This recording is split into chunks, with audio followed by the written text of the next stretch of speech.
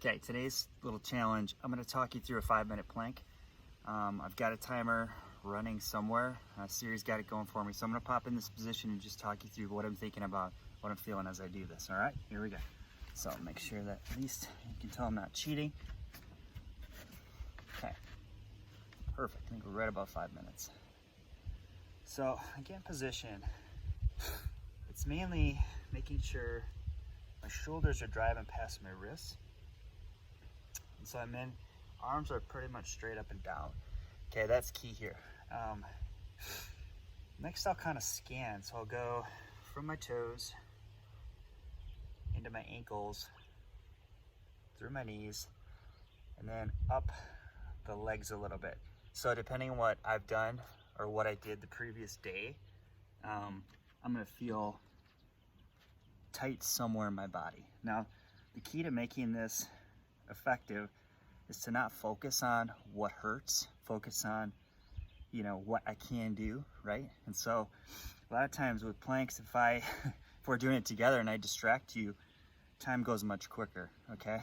So we wanna make sure when you're doing this, you have an active mind. So you're thinking about your legs, you're thinking about the pressure that goes through the legs, the stability, right? Your bridge is your legs and your arms, hands and feet.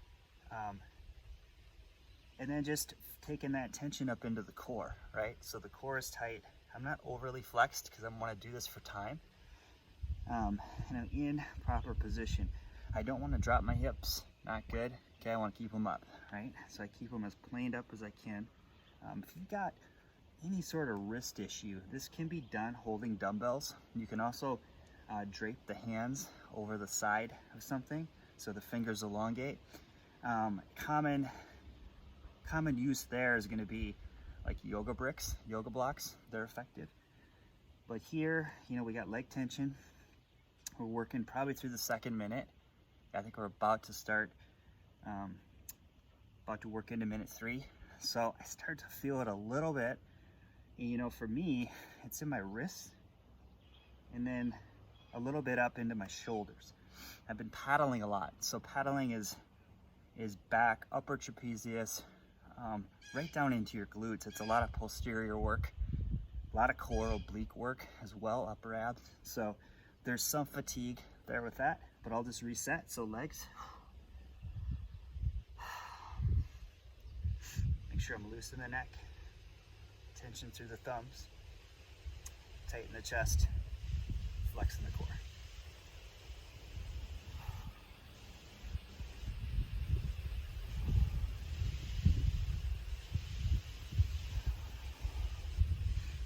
So this plank, extended plank, is good to do every day at a consistent time, or as a balance, a counter to a lot of, just like what I said, if you're a swimmer, a lot of swimming, if you're a triathlete, very effective.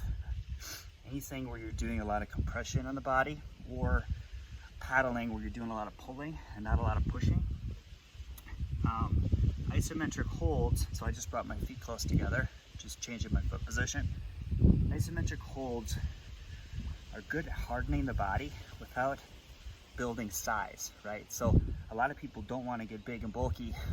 These isometric exercises are super effective for keeping you strong, making you strong, but not adding size, okay? So arms are straight. I need to adjust a little bit.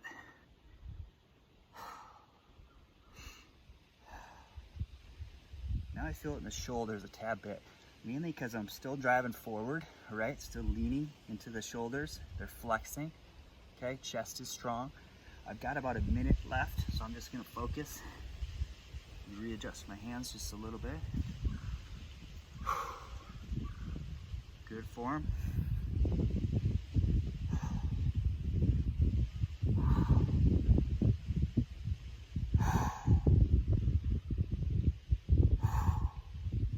Butt is tight. Just engage through the position. Legs are straight. Up on my toes.